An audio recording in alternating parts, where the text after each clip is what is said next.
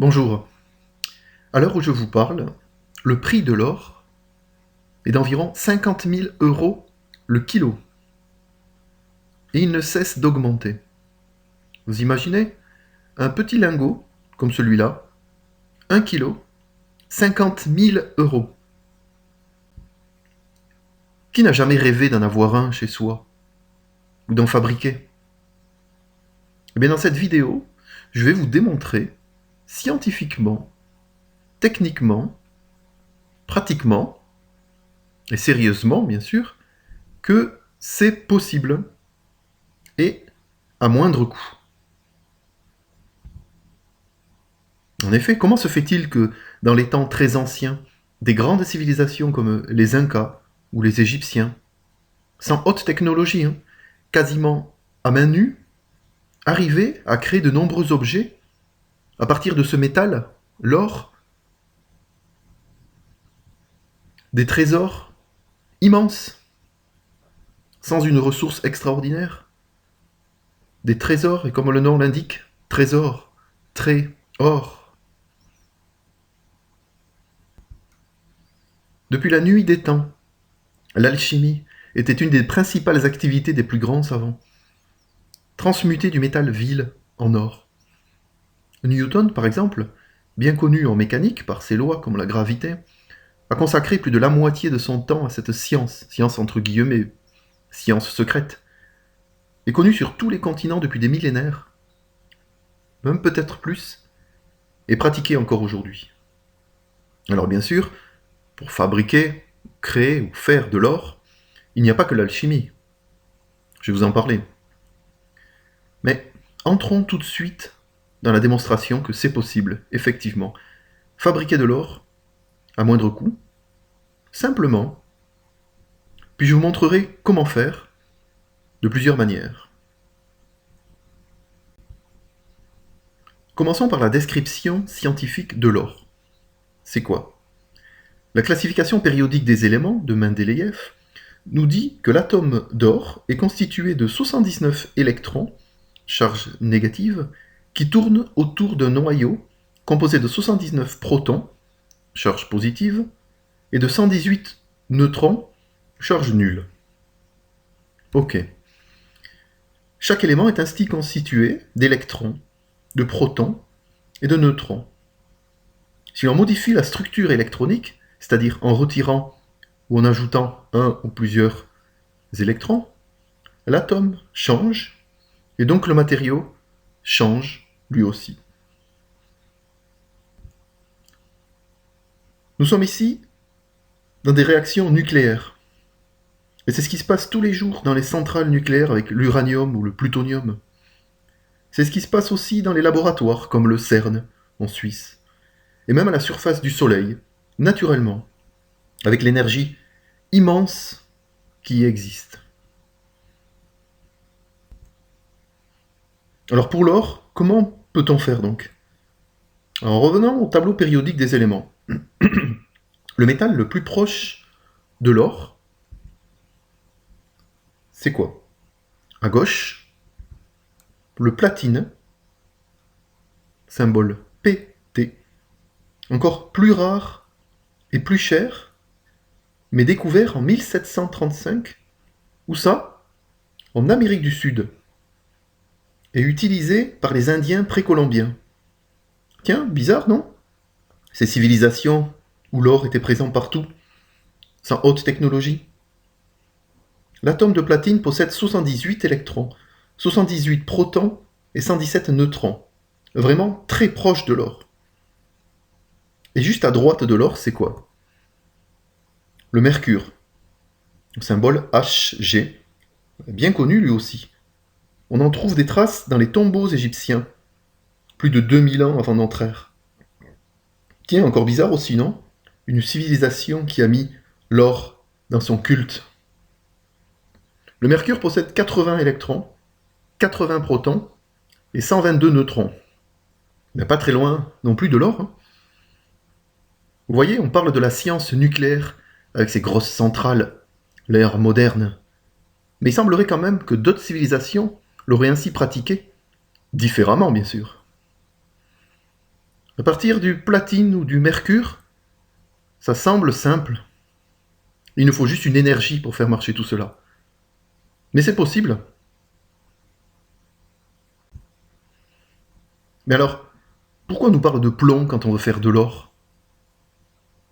Au Moyen-Âge, les alchimistes transformaient le plomb en or.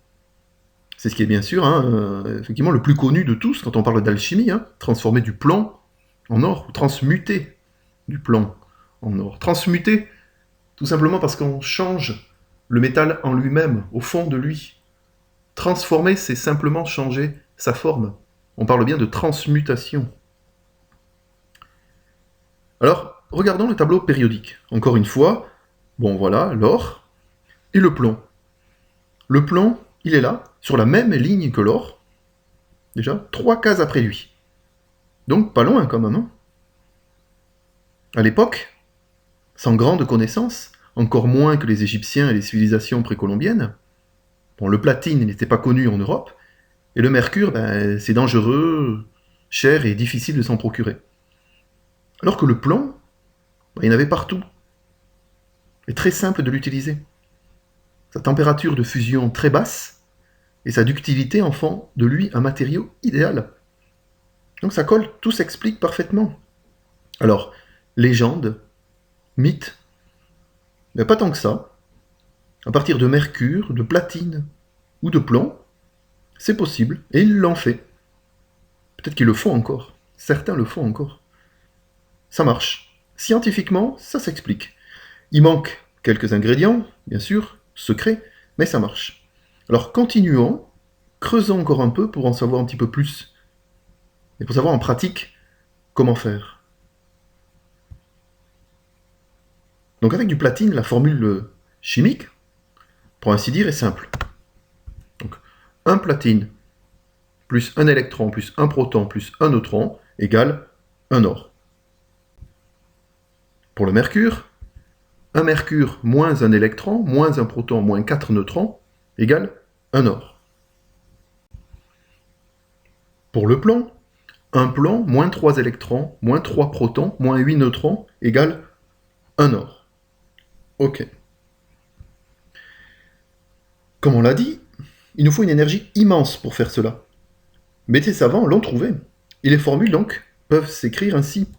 Platine plus énergie égale or, mercure plus énergie égale or, ou bien encore, plomb plus énergie égale or. Une énergie provenant d'une autre matière, d'un esprit, de quelque chose que l'on pourrait appeler finalement la pierre philosophale donc.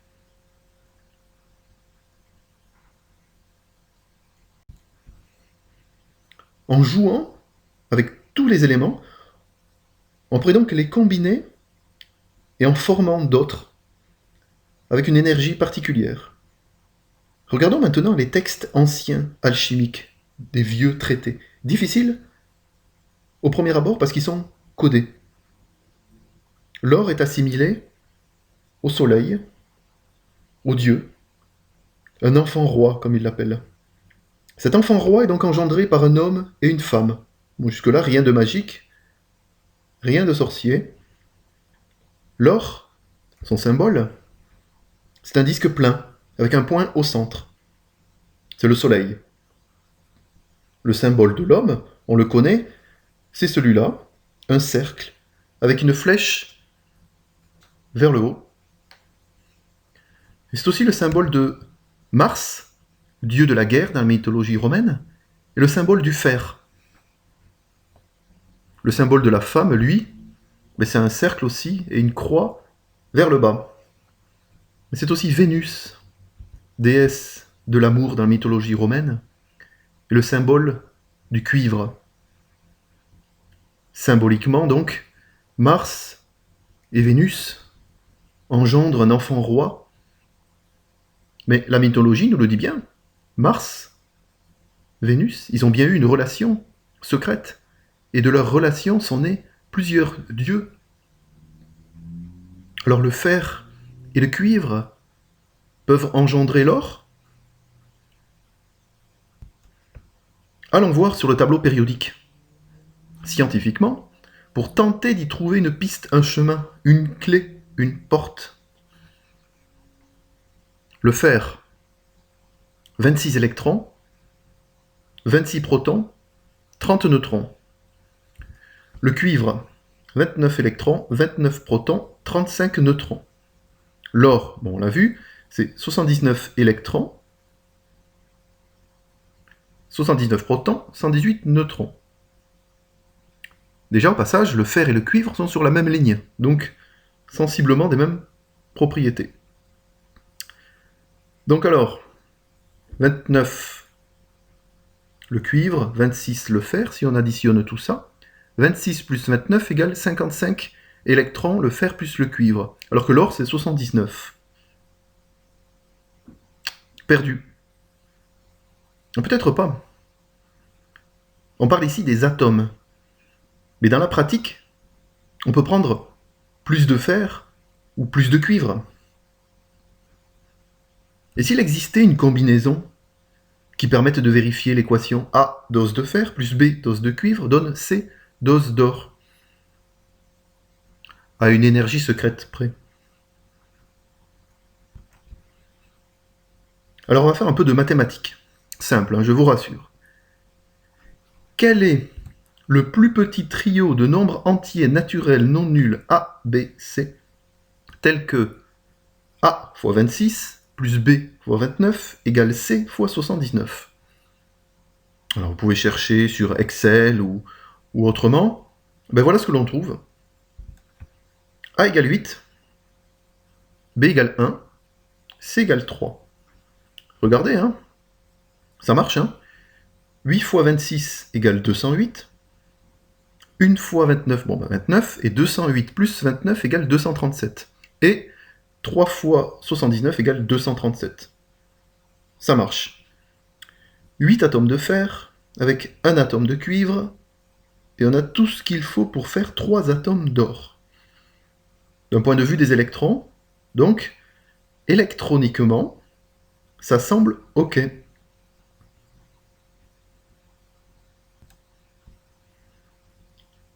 Bon voilà, on a les parts, les doses si vous préférez, tout ce qu'il faut. On a les ingrédients et les quantités. Mais arrêtons-nous là quelques secondes.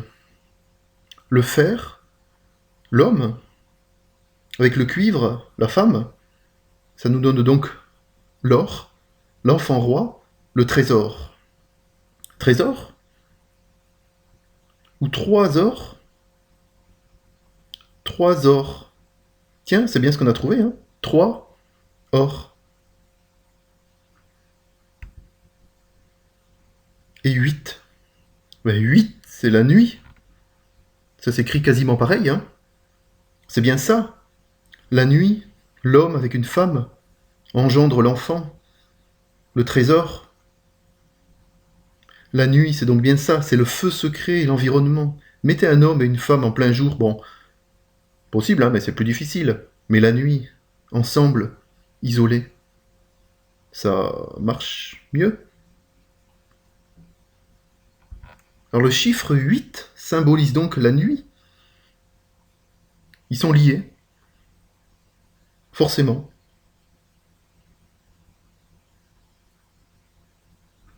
La preuve, en français, nuit, c'est quasiment N et 8. Hein.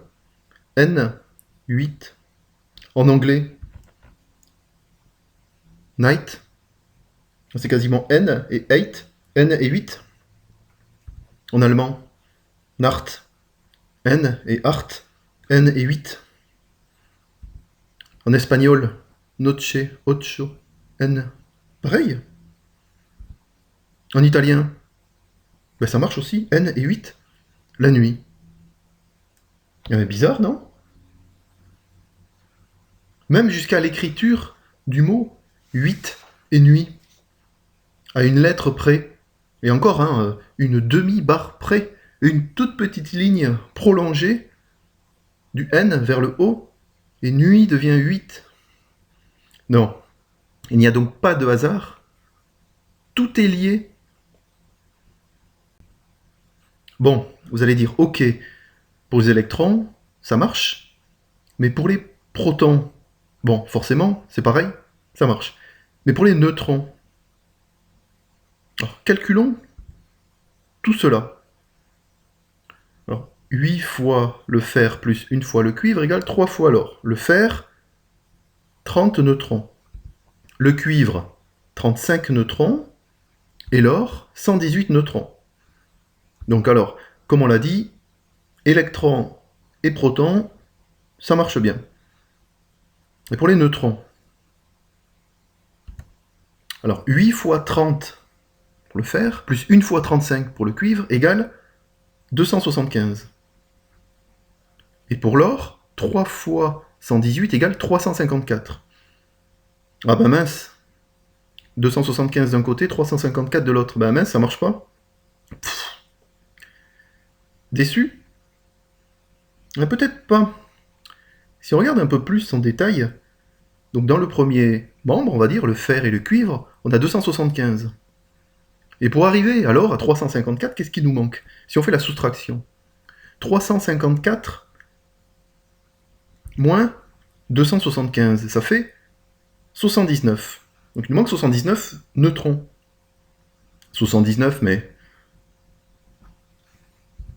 79, c'est précisément le nombre d'électrons dans un atome d'or. Bizarre, non? Encore une fois, non? Et comme je l'ai déjà dit plusieurs fois, pas de coïncidence, pas de hasard, hein? Alors il suffit, entre guillemets bien sûr, hein, d'enlever les électrons à l'atome d'or et de les transformer en neutrons. On pourrait dire aussi de décharger électroniquement l'atome d'or et de capter ces électrons déchargés pour les ajouter à notre mélange. Et pour cela, on a besoin d'une sorte d'aimant, un aimant spirituel. Et c'est bien cela l'énergie secrète.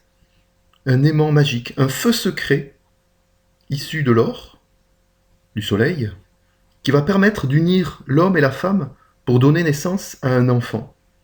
Pas n'importe lequel, l'enfant roi. Ok. Bon. C'est bien joli ton truc, hein, mais concrètement, comment ça marche? Comment ça marche? Alors voilà. Donc vous prenez du sulfate de fer, vous prenez du sulfate de cuivre, et vous ajoutez le feu secret, cet aimant spirituel pour les rendre amoureux, qui est en fait un mélange de sel et d'ammoniac. Le sel, le serpent qui va les pousser à s'aimer, et l'ammoniac, il représente l'énergie du monde, l'environnement. Et le symbole chimique de l'ammoniac, c'est NH4OH. Il englobe, on le voit bien, d'un côté, H2O, qui est le symbole chimique de l'eau, et de l'autre côté, NH2, qui réunit l'azote, N, et l'hydrogène, H, qui sont les principaux constituants de l'air. On a donc en lui l'eau et l'air, eau et air. On est bien sûr sur la piste de l'or.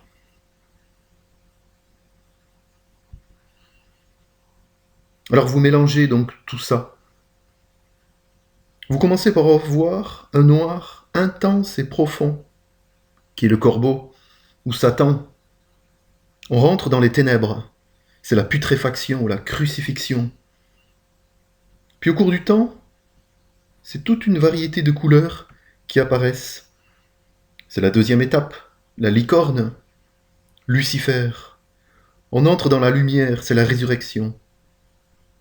Puis l'or surnage en surface, la troisième étape. C'est le phénix qui renaît de ses cendres. Le soleil, c'est Dieu, l'enfant roi qui naît. L'or donc.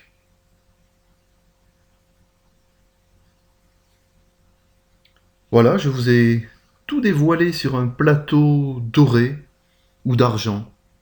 Vous avez la recette, les ingrédients. Il ne vous manque plus que le coup de main et la technique, comme une recette de cuisine. Au passage, vous observerez quelques liens étranges, étroits, avec la religion. Première étape, la crucifixion, l'œuvre au noir, le corbeau, avec le fer des clous qui ont scellé le Christ sur la croix. Deuxième étape, la résurrection, l'œuvre au blanc, la licorne, la douceur du cuivre qui conduit la chaleur et nous la transmet. Et troisième étape, l'ascension, l'œuvre au rouge, le phénix, c'est bien sûr l'or, qui varie du jaune au rouge en fonction de sa pureté. Et l'enfant roi, c'est Jésus, le Christ qui renaît de ses cendres, comme nous le dit la religion catholique.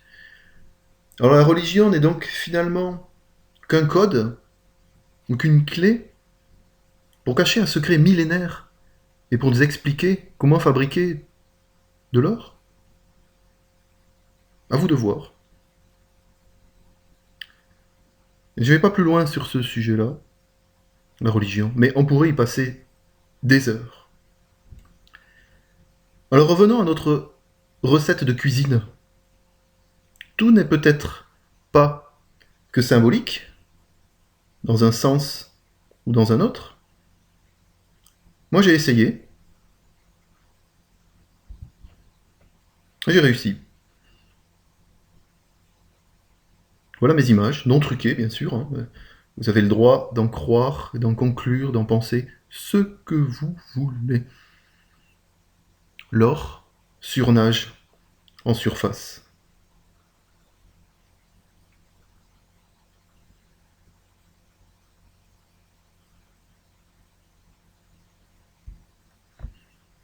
Alors voilà, alors, je vous ai montré que c'est possible.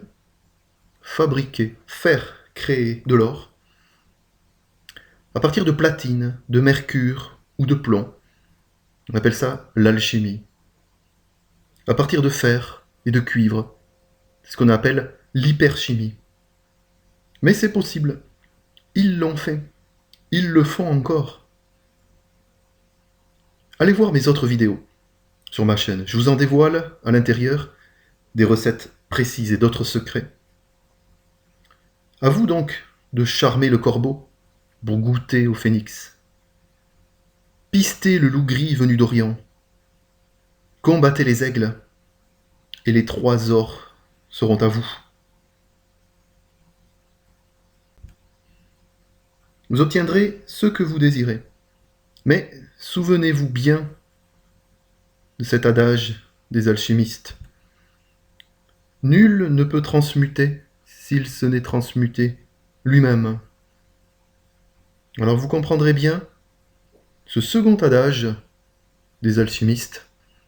Si tu cherches pour faire de l'or, tu n'en trouveras jamais. Mais si tu sais en faire, tu n'en auras plus besoin.